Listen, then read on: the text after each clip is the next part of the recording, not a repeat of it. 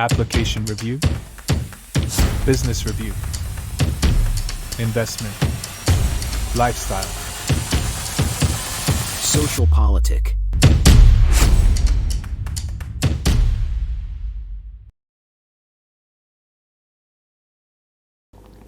Halo Bapak Ibu, saudara-saudari sekalian, lovers and haters. Salam cerdas Indonesiaku. Jumpa lagi kita pada kesempatan kali ini. Bagi Anda yang belum subscribe channel saya, silakan subscribe channel saya. Tekan loncengnya agar Anda dapat notifikasi setiap kali saya mengupload video-video saya. Oke, kali ini saya akan membahas mengenai tim suksesnya Anies, yaitu Thomas Lembong, yang orang sering sebutnya Tom Lembong, walaupun nama lengkapnya itu panjang ya, Thomas Trikasih Lembong gitu ya. Akhirnya ditetapkan menjadi tersangka dalam kasus dugaan korupsi impor gula saat dia menjabat. Ini tentu pasti akan memantik perdebatan gitu ya, terutama dari anak-anak abah gitu ya. Ini mah kriminalisasi, mentang-mentang berbeda kubu. Nanti kita lihat dulu ya sebelum Anda memvonis seperti itu. Tentu Kejaksaan Agung tidak sebarang menetapkan Tom Lembong sebagai tersangka kalau tidak punya bukti. Ya, kalau Anda punya bukti lain ya silakan ajukan, apalagi kalau Anda adalah kuasa hukum dari Tom Lembong. Tapi seperti biasa, sebelum saya bahas itu lebih detail, numpang lewat dulu nih ya, yang ringan dan yang lucu. Nah, kita tahu kan baru-baru ini PT UN menetapkan bahwa gugatan PDIP tidak dapat diterima, malah menghukum PDIP untuk membayar biaya perkara. Nah, kita lihat nih cuitan Romeo ya. Judulnya Pedihnya Perjuangan. Ya Allah katanya ya, harus bagaimana lagi dan kemana lagi untuk mengadu. MK sudah, PT UN sudah, hembusan hak angkot sudah, hembusan interpelasi sudah, bahkan sampai darurat-daruratan seperti yang dicuit oleh Najwa Shihab sudah. Kemudian putusan PT UN ialah gugatan PDIP soal penetapan Pilpres 2024 tak diterima. Lalu mau bikin drama Korea apa lagi ya, Allah? Gueting aku, nggak ngerti aku nih gueting apa maksudnya ya. Oke deh.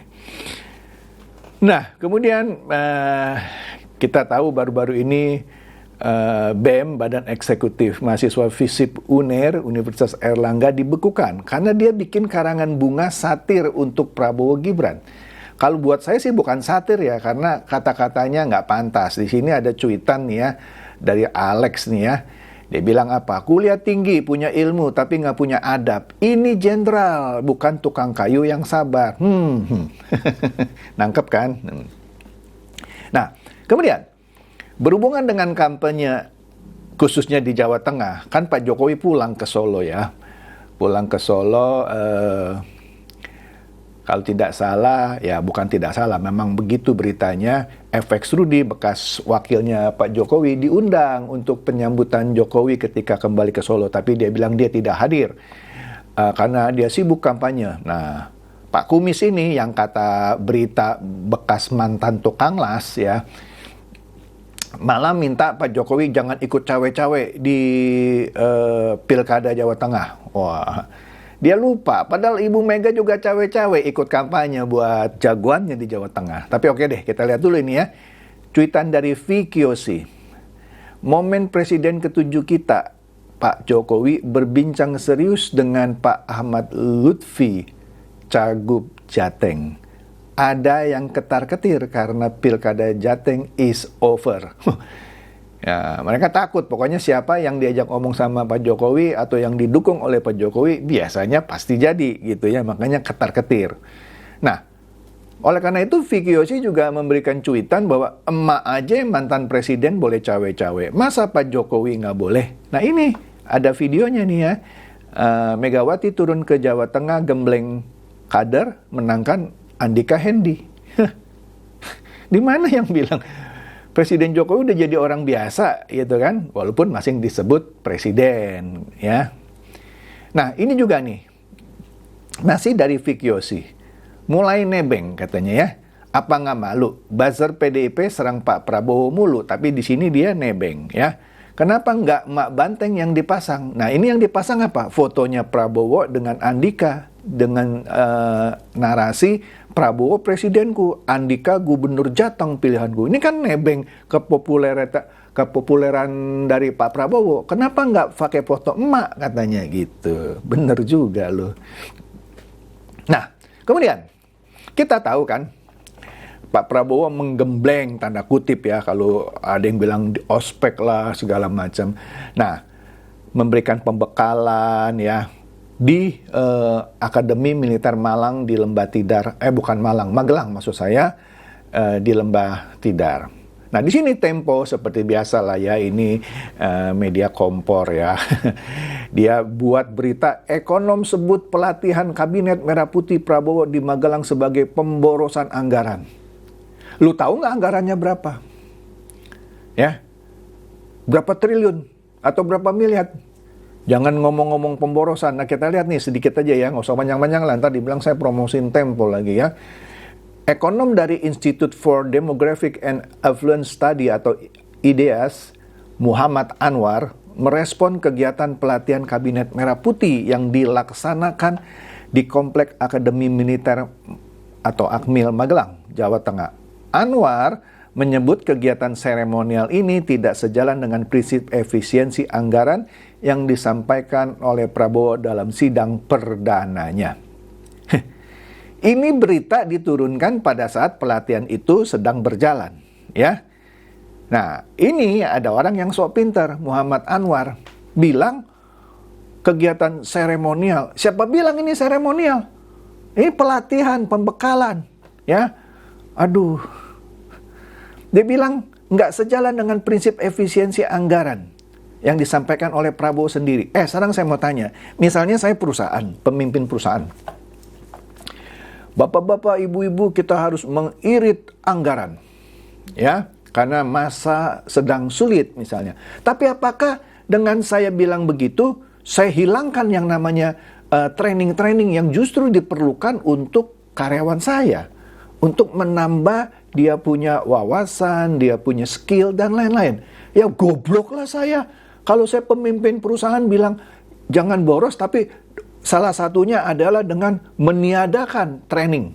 Ya enggak lah, justru dalam keadaan sulit, training itu terus harus diberikan. Mungkin yang bisa dikurangi biaya promosi gitu ya. Tapi kalau untuk meningkatkan skill karyawan tetap penting. Lu ngerti apa, Anwar? Ya.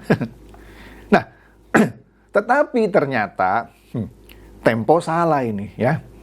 Ya kan, media kompor ya.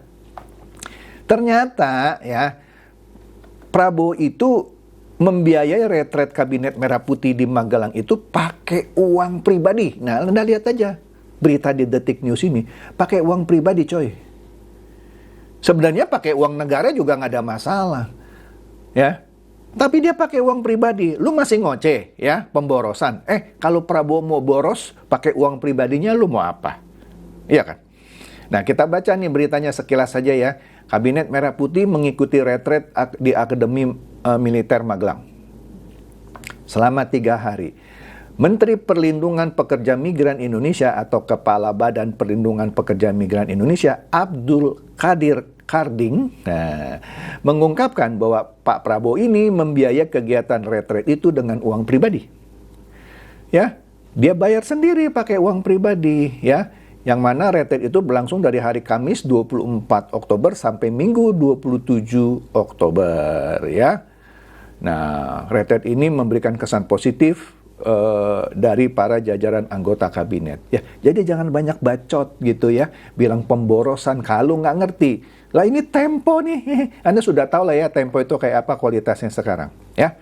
Nah, Liputan 6 juga memberitakan hal yang sama. Terungkap bahwa Prabowo biayai retret Kabinet Merah Putih dengan uang pribadi. Kurang apa lagi coba? Mau nyerang apa lagi coba? Capek deh. Nah, ini ada cuitan nih dari Prasetyo. Presiden Prabowo Subianto, demi negara, ia tak segan menyumbangkan sebagian dari harta yang ia miliki, ya, yang dia cintai, ya. Ya kan, harta kan bisa dicintai orang gitu ya. Sejak Indonesia merdeka, adakah yang seperti dia? Ya, Anda pikir membiayai retret merah putih itu jutaan? Ya, puluhan juta. Bisa ratusan juta, bisa miliar itu. Ya, ya. Demi negara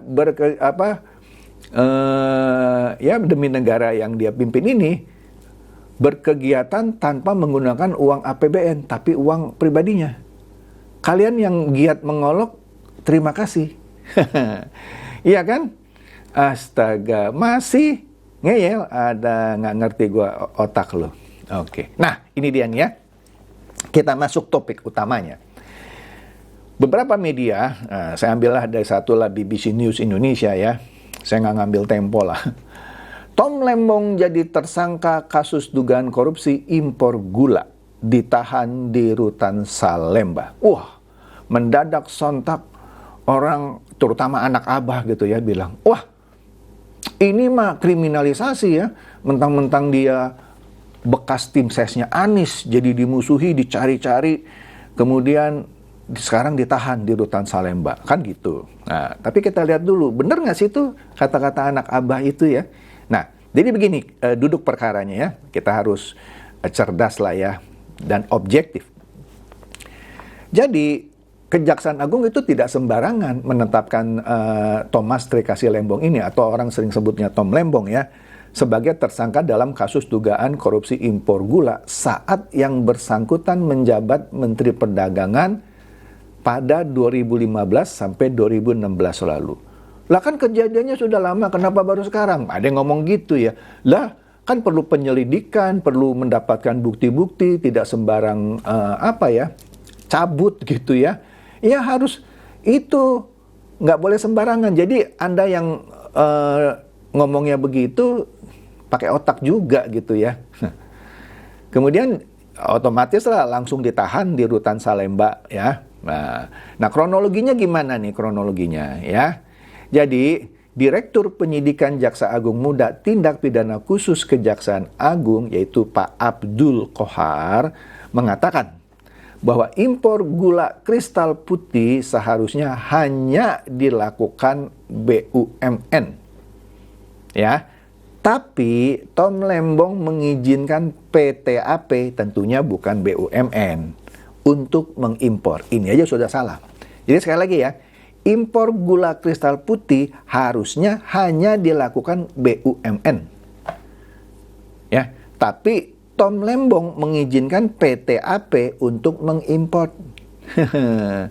Nah, saudara Tom Lembong memberikan izin persetujuan impor gula kristal mentah 105.000 ton kepada PTAP, kata Abdul Qohar dalam konferensi pers di Gedung Kejagung, ya, Selasa kemarin, ya. Dia menyebut impor gula kristal mentah itu tidak melalui rapat koordinasi instansi terkait dan tanpa rekomendasi Kementerian Perindustrian. Jadi dia potong kompas. Nangkap ya? Satu, bukan BUMN tapi dikasih izin. Dia tidak koordinasi dulu dengan instansi terkait maupun dengan Kementerian Perindustrian. Nah, salahnya numpuk nih.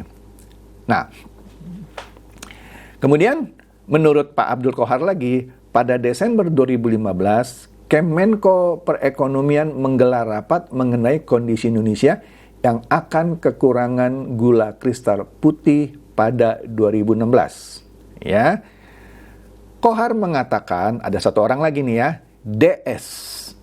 Ya, ini inisial ya, selaku Direktur Pengembangan Bisnis Perusahaan Perdagangan Indonesia atau PPI, memerintahkan bawahannya melakukan pertemuan dengan perusahaan swasta. Kan harusnya BUMN, tapi dia melakukan pertemuan dengan perusahaan swasta yang bergerak di bidang gula. Mantap ya. Menurut Qohar juga nih katanya, Pak Abdul Qohar dari Kejaksaan Agung, untuk mengatasi kekurangan gula seharusnya yang diimpor adalah gula kristal putih ya. Namun, kata Kohar, impor yang dilakukan adalah gula kristal mentah. Ya. Setelah itu, gula kristal mentah diolah oleh perusahaan yang hanya memiliki izin pengelolaan gula kristal rafinasi. Ya. Setelah gula diolah, kata Pak Kohar lagi ya, PPI ini yang kepalanya DS tadi ya, seolah-olah membeli gula tersebut, padahal gula itu dijual ke masyarakat dengan harga 16.000, yang lebih tinggi dari harga eceran tertinggi saat itu yang cuma 13.000 per kilogram. Itu ada ratusan ribu ton. Wih, hebat ya. Kemudian PPI katanya ya mendapatkan fee. Wih, PPI ini yang tadi bosnya DS itu mendapatkan fee dari perusahaan yang mengimpor dan mengelola gula tersebut. Ya, kerugian negara ditaksir sekitar 400 miliar. Jadi jangan sembarangan bilang ini kriminalisasi. Ini ada hitung-hitungannya, coy, ya.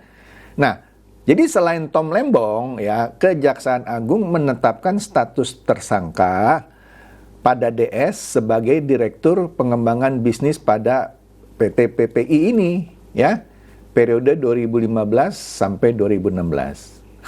Mantap, ya.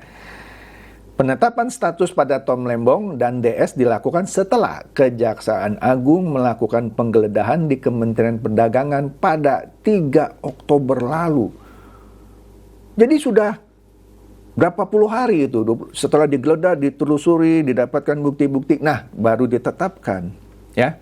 Jadi dimulai dengan penggeledahan tadi di Kementerian Perdagangan. Nah, sekarang kita lihat bagaimana nih nasib Tom Lembong, ya. Nah, karena Kejaksaan Agung langsung menahan Tom Lembong di Rutan Salemba cabang Kejaksaan Negeri Jakarta Selatan, ya. Sedangkan DS itu ditahan di Rutan Salemba juga, tapi cabang Kejaksaan Agung. Nggak ngerti nih maksudnya apa ya, satu cabang Kejaksaan Negeri, yang satu lagi cabang Kejaksaan Agung. Waduh. Dan kedua tersangka dilakukan penahanan selama 20 hari ke depan, ya. Jadi Tom Lembong di Rutan Salemba cabang Kejaksaan Negeri Jakarta Selatan berdasarkan surat perintah penahanan nomor 50 tanggal 29 Oktober 2024. Dan untuk tersangka DS berdasarkan surat perintah penahanan nomor 51 tanggal 29 Oktober 2024, kata Pak Kohar, ya. Jadi jelas ya, ini bukan sembarang nahan gitu ya. Setelah penelusuran, penyidikan dan segala macam gitu lah ya, ditemukan bukti, nah barulah ditahan, ya. Nah, siapa Tom Lembong? Anda sudah tahu lah, bekas Menteri Jokowi yang ketika menjadi tim ses Anies, ya dia tanda kutip menjelek-jelekan Jokowi, misalnya bilang itu kan pidatonya saya yang buat, saya banyak bantu Jokowi, Jokowi terakhir sudah berubah, nggak benar, kira-kira gitu, ya. Jadi nggak heran gitu kalau anak Abah bilang, oh mungkin gara-gara dia jelek-jelekin Jokowi sekarang dia ditahan. Nggak gitu coy, nggak semudah gitu. Banyak kok yang jelek-jelekin Jokowi masih belum ditahan. Ya mudah-mudahan nanti sebentar lagi satu persatu ditahan. Tapi maksud saya adalah ditahan kalau benar-benar mereka ada salahnya, bukan gara-gara sering nyinyir gitu ya. Walaupun sering nyinyir juga ada ada undang-undangnya yang kalau menghina kepala negara ya kena pidana sebenarnya. Oke? Jadi kira-kira itu saja ya. Semoga ini lebih menjelaskan bahwa penahanan Tom Lembong dan DS ya tadi bukan sekedar asal tangkap, bukan juga sekedar karena dia bekas tim sesnya Anies, bukan. Karena ini kasus impor gula yang merugikan pemerintah sekitar 400 miliar. 400 miliar, bukan 400 lembar daun ya. Oke deh, itu saja dari saya. Semoga ini mencerdaskan dan mencerahkan Anda semua. Silahkan share video saya ini kepada teman-teman, sahabat, atau kerabat supaya mereka tambah cerdas dan tercerahkan. Seperti biasa, terima kasih.